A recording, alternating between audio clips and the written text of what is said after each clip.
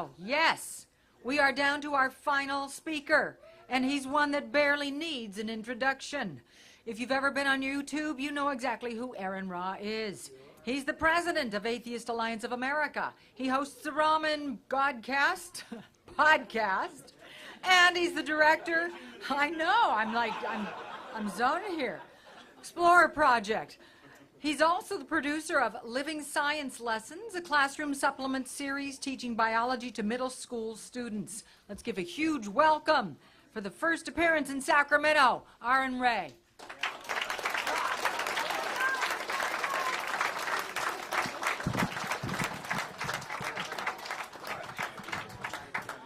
All right, thank you very much. It's hard for me to believe that I was booked to come after Shelley Siegel and booked to come after David Silverman. I'm going to have to eat an underdog super energy pill to see if I can get the energy that this man has.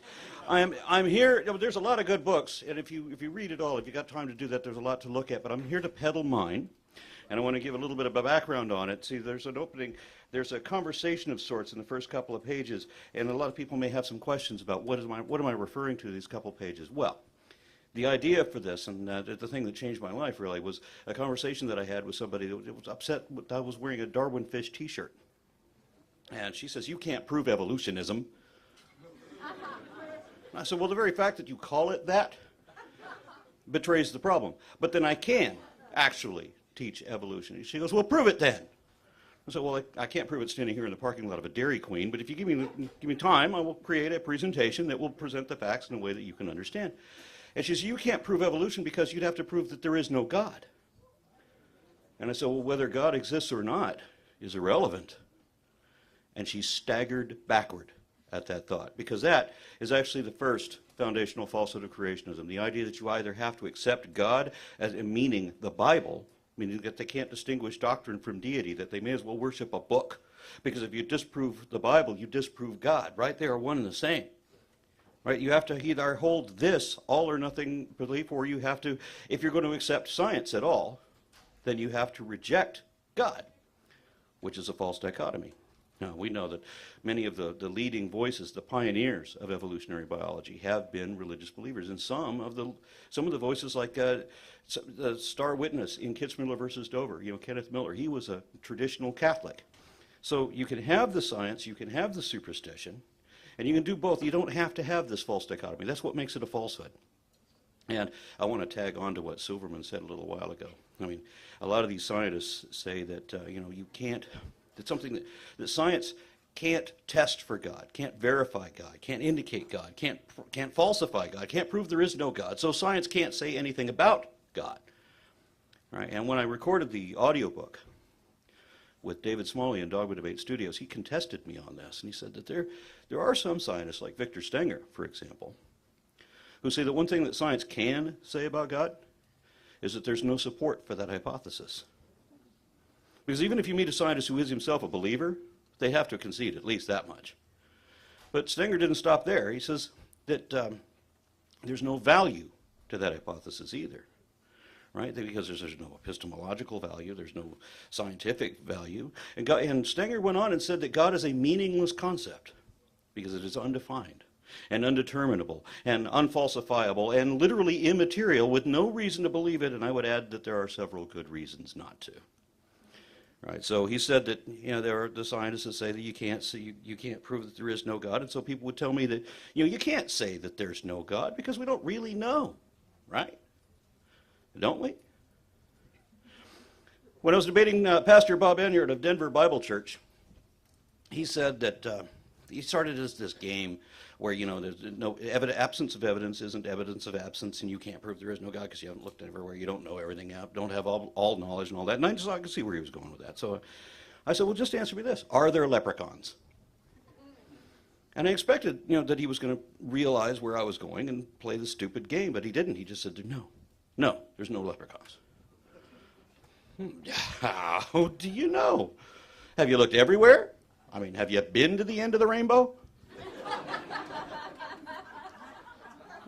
So he said he knows that there are no leprechauns because there's no evidence of them. Now, if he's going to say that there is no evidence of leprechauns, and that's sufficient for him to state as fact that there is no God, or excuse me, that there are no leprechauns because there's no evidence of them, I can state as fact that there is no God for the same reason. Hello? Okay, sorry. Yeah. But you know, I can actually go further than that. I mean, Bob Enyard and I could both cite Hitchens' razor, that positive claims require positive evidence, and that which is asserted without evidence can be dismissed without evidence. Right? That in science, there is only what is supported by evidence and what is not supported. And whatever is not supported does not warrant serious consideration. Come back when you've got something to show, when you can indicate that there's a there. Or otherwise, we literally have nothing to talk about. So, I also want to take this opportunity to address, oh, well, you know what? I got ahead of myself. I didn't explain the reason that I got behind this book. I got to explain. This girl asked me to do, or she didn't ask me to, she kind of asked for it without asking for it. You follow me? Yeah, so, you know, she gave me this challenge. And I'd spent years on the internet arguing with people. I mean, I spent a really unhealthy amount of my time, you know, on Talk.origins and places like that, arguing with believers. And I realized that you keep coming across the same arguments again and again and again, right? There's no transitional species. There's no beneficial mutations. Evolution is a fraud, et cetera, et cetera, et cetera. My favorite one being that evolution is just a theory, not a fact, which is so annoying because that required that I had to teach middle school biology to the chairman of the board of my state board of education. She got angry that there was 150 scientists giving testimony that the theory of evolution is actually better supported than the theory of gravity. And she got upset, and she wrote down that these people were trying to demote the law of gravity to being just a theory so that evolution could look good by comparison. And so I have to show her the multiple laws of Newtonian gravity, and then compare that to Einstein's theory of relativity, which replaced it. There's also laws in Einstein's theory of relativity. So theory is an encompassing thing that includes the laws, and includes the facts, and includes the hypothesis, right? It's an overarching explanation. It's a field of study. You can't prove a field of study, right? Because like I argued in high school, we had a class that taught music theory. And I remember walking in and saying, you can't teach music in school. It's just a theory. It's never been proven. Nobody got the joke then. One of the other items that we have on here is personal to me is the 10th foundational falsehood of creationism, which is the claim that the tree of life is nowhere indicated in biology, that it's somehow contrived, that it's an illusion, right? This one inspired us when we got onto Patreon, patreon.com/ARONRA. We accept donations. Yeah, this is how we fund ourselves. Well, anyway, what we've done, we started the Phylogeny Explorer project. And a lot of people have some trouble with it. I was introduced one time recently in Denver. They said that it was the Phylogeny Explorer project. That's an entirely different thing. I might be into that too, but that's later. What it is we're trying to create a navigable online encyclopedia for the entire tree of life. Showing, and this is going to be illustrated with lots of explanations, and literally an encyclopedia that you can navigate through to understand not the value of the species. We're not talking about what the individual species are, but what the parent classifications are. Like, what does it mean to be a mammal? What does it mean to be a vertebrate? What does it mean to be an ape or a monkey, for example? And my favorite one, to give an example, is like one of the very early stages of development, because you can be classed by your characteristics as an adult, but also by your development. And one of them is this. For all animals, you develop first as a little ball of cells. The very first trait you develop is a hole that erupts in that ball from one end to the other. Now, in most animals, that starts out with a mouth, ends in an anus. Except for the higher mammals, all of whom develop backward from that. The hole erupts to a mouth from an anus. Exactly back. So that literally, there is a stage in our life when you are no more than an asshole.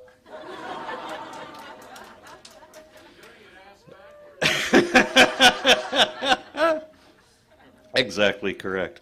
Now, as I go through the list, and I don't really have time, I don't think, to go through the list right now. I can't really keep track of the time that I have, so I'm going to just jump ahead. So I come up with this series of videos, and I sent the first 4 of them to this person. I say, here's my presentation so far. I've got another few to do, but I want you to see what they've already done. And her response was that I was hurting people. People who want to continue believing. Why would you want to continue to believe something you now know is not true? Right? Why would you not want to know if something you believe is not true? I mean, for most of us, I think, in this room, our sincerity is where we got to our disbelief because we care about what's really true rather than whatever we would rather believe. And I've encountered a lot of believers who say, these may be what the facts are, but I prefer to believe this. I heard one minister give a speech to his own congregation saying, I have evidence that A exists, but I prefer to believe B. Although everything points to A, I'm going with B. And he admitted later in that very sermon that he knew that that meant that he was delusional and that he didn't care. The truth is what the facts are, and if you don't care what the facts are, you don't care what the truth is. And I've had many people walk away that they come to that point because this happens very often. And after you read this book, you'll notice this happening for you too. You have believers who believe what they do for sincere reasons. Because everybody believes around them, they don't know any better, they don't understand if it doesn't make sense to them, they think that all these smart people also believe this thing. Everybody in their family, all their leaders that they look up to, they're obviously every politician in Texas, if that's where you live, they all believe this thing, so there must be some kind of credence to it. But when they meet somebody who actually knows the subjects, who knows the refutations of these arguments and can show what's wrong with each of these arguments, well, then they very quickly have to make a choice. Whether they want to remain honest or whether they want to remain creationist, because it is no longer possible to be both. And I've seen people come to that crossroads and make that alternate choice. Now, as I said, when I recorded I want to take opportunity to address criticisms. One of them being some people in the atheist community that said that I had overstated my case when I said that the Bible was absolutely wrong about absolutely everything. I've said the same thing about creationists, too. Now, I'll accept that there are some people in places that are mentioned in the Bible that actually existed, right? Just like, creationists can be right about something occasionally. They can discover that they're out of milk or butter, and unless they're vegan, they should go buy some more. They're welcome to be right about that. But we're only talking about the relevant things, right? The claims made about evolution, the claims made about creationism, and so forth, the relevant parts of this argument. Now, one of the things that we know that is not true, let's see, heaven, hell, nobody lived 3 days inside a fish, right? There was no army of the undead resurrected or reanimated by God, Jehovah, praying to the four winds, which, by the way, is a pagan god. There's a beautiful part of the Bible that nobody reads. A woman didn't come from a man's rib. A man didn't come from a golem spell. And what a golem spell is that is where in the old Jewish magic, you make a clay figurine, you breathe into it the breath of life, and it comes to life, right? This is the old Jewish magic. We know these things for absolutely certain. There's no doubt that these are parables. The fruit of the tree of the knowledge of good and evil, there's no way that was a literal tree. You couldn't chop that down and build a canoe out of it. This is a parable. Everywhere in the Bible where it talks about the fruit of, it's the result of choices that you make. And it's an obvious parable everywhere else. Clearly, it's supposed to have been meant to as a parable also in the Bible. There's a lot of old myths we can compare it to that are making that kind of association. When it was originally told, when stories like this were originally told, people were not supposed to believe that they were historically true. We're supposed to be just ideas that make you ponder things. You weren't supposed to take it literally. Now think about if you tried to take it literally. The fruit of the tree of life, right? Can you imagine gathering that up to make pies? I would try that. But now think about, if the fruit of the tree of life actually were a literal thing and it falls off the trees, imagine all the squirrels and birds and insects eating the fruit of the tree of knowledge of good and evil and discovering that they're naked. So let's look at the way that the earth is described in the Bible. Absolutely wrong, right? On really everything. The way that the earth describes, or the way that the Bible describes the earth, for example, is a flat disk, not a circle, not a sphere. Not a sphere, but a circle, literally a flat circle. And it's a map of the earth divided into 4 quadrants, sometimes mistranslated as corners. Right, so you got a tabletop because it sets down on columns. So the earth is standing on columns, which of course we know don't exist, and it's set at the bottom of an oceanic abyss, hung upon nothing but standing on columns somehow. How do you justify that? It doesn't tell what kind of ground it's set on. You just got water all over it. And then you got the firmament. Anybody ever read the Bible and say, what the hell is a firmament? I asked my mother about this. She was always confused about that answer, but eventually I found it. It's in several different places in the Bible. It describes a giant crystal dome over this flat, disc-shaped earth. And it's got windows in it, because remember, it's a snow globe in an ocean. Now, this was a common belief throughout Asia, right? There's Oriental, there's Persians that all have a similar sort of belief. It's not true, right? It was written from people that clearly didn't have any idea of the Earth and its true relation to the cosmos. The sun and the moon are both inside the expanse of this firmament. They're both the same size. They're both lights. They're both bigger than the stars. The stars, by the way, have human characteristics, personalities. And in the book of Daniel, 3 stars come down to the earth to do battle with a mortal human being. Right? No, the sun stopping in the sky, none of this is remotely possible, right? Samson's magic hair. Oh, I can see that one.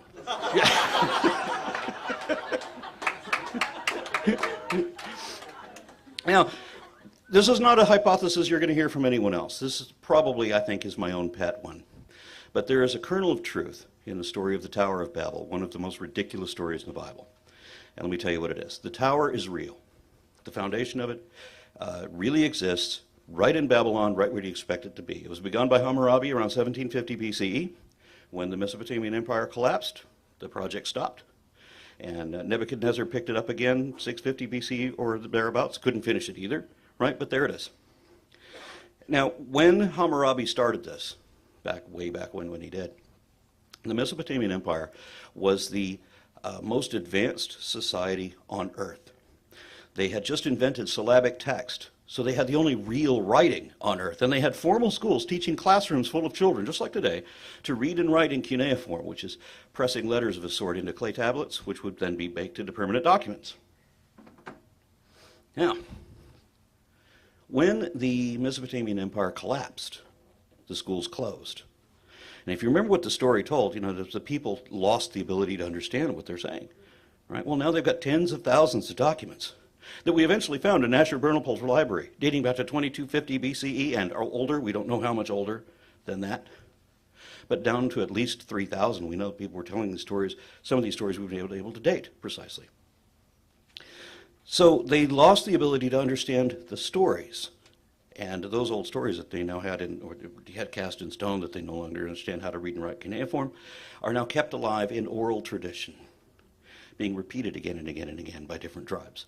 So you again have a form of evolution where things are enhanced or exaggerated, or you start blending together certain stories so that what was originally dedicated to the god Marduk is suddenly reappropriated to a Canaanite god who's been promoted from another pantheon. All right? And we also know, this is important too, we also know that, that the Native Americans were already there thousands of years before this tower was begun. Same in Taiwan, same in Australia, all over the world. People were already speaking different languages, so that's the only element of truth there is to that story. Now, we saw how legends are adapted. I can give many examples. As a matter of fact, in my book I do. There are many flood legends all over the world, and they're importantly different. There's one where there's a man and a woman who survive by staying in a seashell, and there's no animals with them. And there's another one where all the people and all the animals turn into fish for the duration of the flood and then turn back into their old selves. In Greece, they survive the flood by going to the mountaintops. Now, the creationist organizations don't tell you these important differences because they want you to think it's all based on the same idea. But there's a handful of stories that seem to be virtually identical, and they come from the same region. What we now know as the Iraqi floodplain, for a reason. And we know that the Sea of Galilee was flooded around 15,000 BC, and the Black Sea was flooded around 7,000 BC, and they've now identified, geologists and archaeologists have both confirmed that there was an inundation of the city of Shurapak in Iraq around 2900 BCE. And importantly, the date that they've ascertained for this, roughly equivalent to 15 cubits. That's 22 feet, perhaps 7 meters. I don't know, I can't find a cubits to meters conversion ratio online. But the important thing is that depth is the depth of the flood, and there's many other details that go similar with this too, to the stories that were attributed to Ubartutu, Utnapishtim, Atrahasis, Ziusudra, and eventually Noah, after enough exaggerations. Now we know that that depth, that would have wiped out everything in the area, right, except for the king and his little personal menagerie, which wasn't every animal in the world, it was just what he had on his farm, right, and most of that was livestock. That's the only way it can make sense, to have 7 of the livestock animals and then, 2 of the breeding pairs of whatever exotic thing you happen to have on hand. There's no other way that that story can make sense. We know that that flood would have inundated the whole area, but it wouldn't have had any effect at all on Mount Ararat, which is 3 miles high, and it wouldn't have had any effect on Egypt, which is thousands of miles away. Now, one of my favorite YouTubers, Potholer54, hi. If you're not familiar with him, look him up. He does great creationism videos. He did one recently where he was talking about an article that was released by Answers in Genesis, talking about how you can get from what they imagine to be a flood of 2188 BCE, 8 people surviving this flood, to get to 7 billion people today. How do they calculate that? By doubling the population every 150 years, taking into account floods, famines, other sorts of disasters, and ignoring everything we know about population growth over time, over history, because that's historic data, and who cares about that? But that means that if Answers in Genesis is correct, and when has that ever happened, that if the entire global population were to collaborate on building Egypt's very first pyramid, the Step Pyramid of Zoser, that they wouldn't have been able to do it because there would have only been 40 people in the world alive at that time. Now, Answers in Genesis understands that there would have to be a society of at least 30,000 people for a project of that magnitude, for the infrastructure to back that up. So how do they calculate that? Well, they have another article that is not linked to the first article, because they don't want you to read both articles, where they say the population actually grew 10 times faster than they previously said, without, of course, saying that they previously said anything. Now, in the new analysis, they say that one man and his one wife went to Egypt with 8 children. Now, one man and one woman in a marriage in the Bible is rare, but this is immediately after a global extinction event. And Answers in Genesis assumes that they had 8 children. In fact, the Bible only says that this guy had 4 sons. But daughters were never important enough to be named or even mentioned most of the time. So they assume, because that's what apologists do, that they also had 4 daughters, and that each son married his sister, and that they had 8 children each per incestuous couple, despite all of the inbreeding over 30 years per generation, so that they would have, from 8 people to 150 years, they would have 30,000 people who by then would be so genetically disadvantaged that they would actually believe the things that Ken Ham says.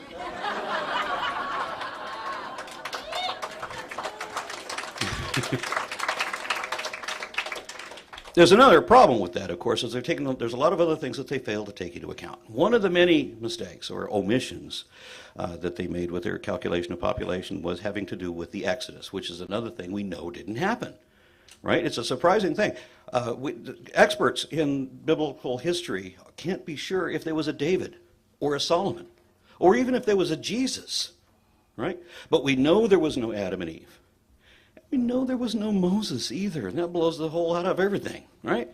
I mean, there was the senior rabbi, David Wolpe, gave in a sermon, or not a sermon, what do they call it? I don't know, in Passover in 2001, he said that with very few exceptions, every archaeologist agrees that the way the Bible describes the Exodus is not the way it happened, if it happened at all, right? Undermines the whole thing. We know that there's no place that Moses fits. And one of the things that we know that don't fit is the Hebrew slaves. The biggest problem with the Hebrew slaves is the numbers. The numbers are always wrong in the Bible. 40 of this, 7 of that. We know that these are contrived. Even if there was a real event, we know that those are not the numbers, right? So there's a point where there's supposed to be 2 million Hebrew slaves living in one town in Egypt, at a point where the entire population of the country was only 3.5 million. That means that these Hebrews outnumbered the entire national population, all in one town. How did they not own the place already? How do you discipline 2 million people with, what, 10 guys? Because remember, when these guys cut loose, they cut down everything around. According to the Bible, these desert brigands killed millions of people, hundreds of thousands at a time, right? And more than Answers in Genesis can even were alive at that point, right? And then you got to wonder about the God that's, they're going to their promised land, right? Well, what's the promised land? The promised land was, they already had a half a dozen tribes living there. And God says, no, I'm going to promise you this. I know there's already people there, but I'm going to send some angels to kill them all, because that's what kind of a nice guy I am. But it gets worse than that. So let's imagine, let's ignore the women and children and the elderly and so forth, and just think about the 600,000 Hebrew men on foot that the Bible said lived in Ramsey, or was it Ramsey? Yes, Ramsey. And they're going to run to Canaan, which is their promised land. And if they follow the coastline, the Red Sea up to the Mediterranean Sea, and they walk 20 miles a day, it would take them a fortnight to get there. Now let's say that they walked single file, one man, 1 meter ahead of the next guy, which is a reasonable distance. The first ones would get there before the last ones left. That's how many Hebrews were supposed to be there, and it's only 450 kilometers or 280 miles. And it's hard to get lost when you're following a coastline. But the Bible says that with God's help, a 2-week trek turned into 40 years of wandering lost in the desert, eating who knows what that's falling out of the sky. How's that for divine guidance? Right? And then this 40 years of the blind leading the blind came at a time when most people didn't even live that long. So nobody that started the trip finished it. How's that for a promised land? Only the kids that were born along the way had any chance of getting out again. So the creationists know that the numbers don't add up, and they don't care, because this isn't an attempt to understand anything. This is all about make-believe. They need to make you believe. They'll tell any lie necessary, and I give many examples in this book, where they know that what they're saying is not really true, can't be really true, and they don't care. Deceivers seek believers because they need the patsies to pay their tithe and to reinforce their preferred delusion. And as I've already said, it is a preferred delusion. I've actually seen, I'm not even kidding about this, I've seen people when they start hearing the facts, they'll do like that girl did, where they say, you're just hurting people, why can't we believe what we want to believe, even if we already know it's not true? I've seen people plug their ears and do the closing the eyes, I can't hear, because they don't want to know. It's like what Shelley was saying about the guy that doesn't want to have it confirmed. You would continue to believe something that you know is not even probably true. There's a fundamental difference in the way these people believe versus the way I think most of us do. So, the creationism, I mean, what I just described is true of any religion, but creationism is more extreme. Yeah. Creationism is more extreme than that. It's a form of religious extremism that is so, they have to deny reality, and they're so willfully obtuse that their faith matches the description that psychiatrists give for psychotic delusion. Matter of fact, if you look up the National Alliance on Mental Illness, you'll see that they give the delusion, or the definition of delusion is a fixed false belief that will not change despite evidence to the contrary. Matches everybody you argued with online, doesn't it? And what is psychosis? It is a detachment from reality, which kind of fits too. But then, in both cases, for both definitions, there is a caveat, except when it's a person's religious, cultural belief system. That it's only okay when religion does it. So in my book, I give a lot of the science that's relevant to all of this, and it's hard to find otherwise. I don't think anybody's ever written a book like this that also talks about the dishonesty and the hypocrisy and the absurdities, atrocities, inconsistencies, and contradictions in the Bible, as well as many of the prophecies we so often hear claimed that have actually failed rather spectacularly if you look up what the prophecy actually says and what history and the Bible say.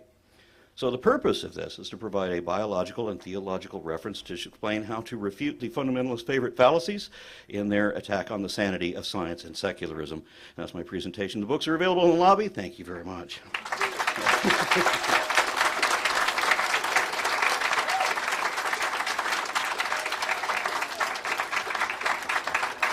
I take it there's no time for questions. But they can come and talk to you after the presentation. Yes, ma'am. Well, what's your name? You gotta say it right. In the first page in here? Yeah. Yeah, on the first page of my preface, I explain that my name is not Aaron, it's Aaron. And everybody gets it wrong. And I explain it's spelled like Aaron, but pronounced like registered nurse. R-N. Another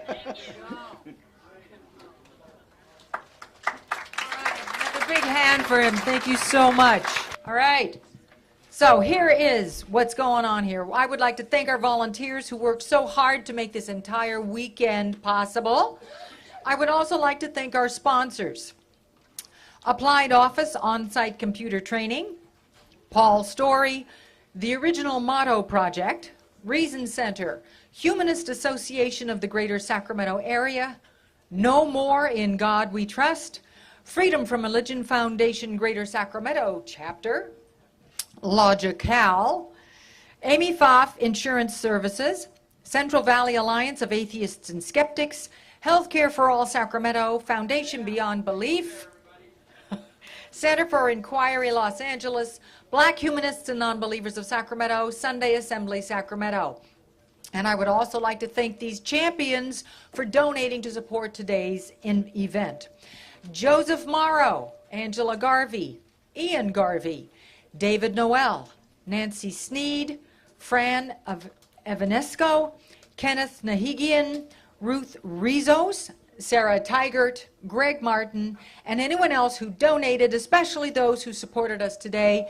Thank you so much.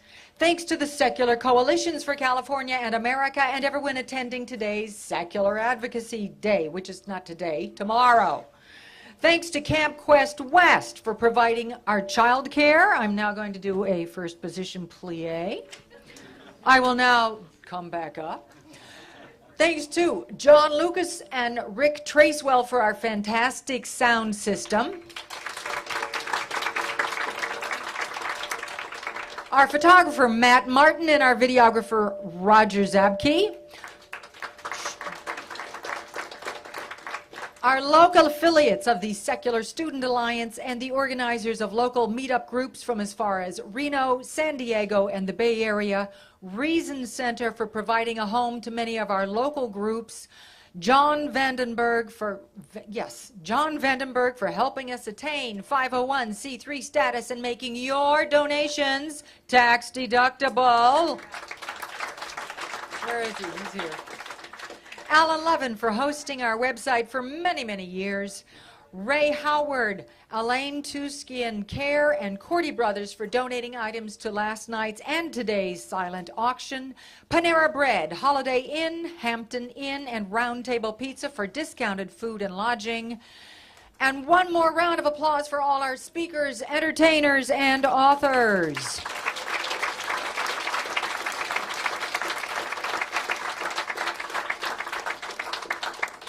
And thanks to the California Free Thought Day Committee and David Diskin once again.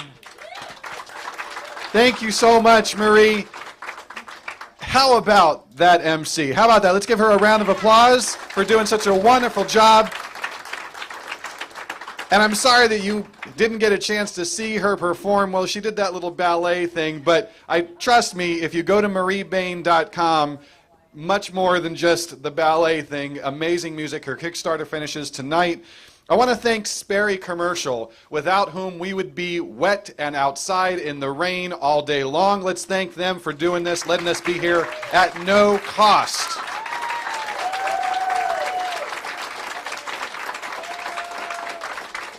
As you guys make your way out, if you head out towards that direction, back where registration is, you're going to find that we still have a few items that are there. Snacks, books, all kinds of other things, including some discounted items. So please get your credit cards and cash and check ready to check out over there. And again, give us one final support, financial support.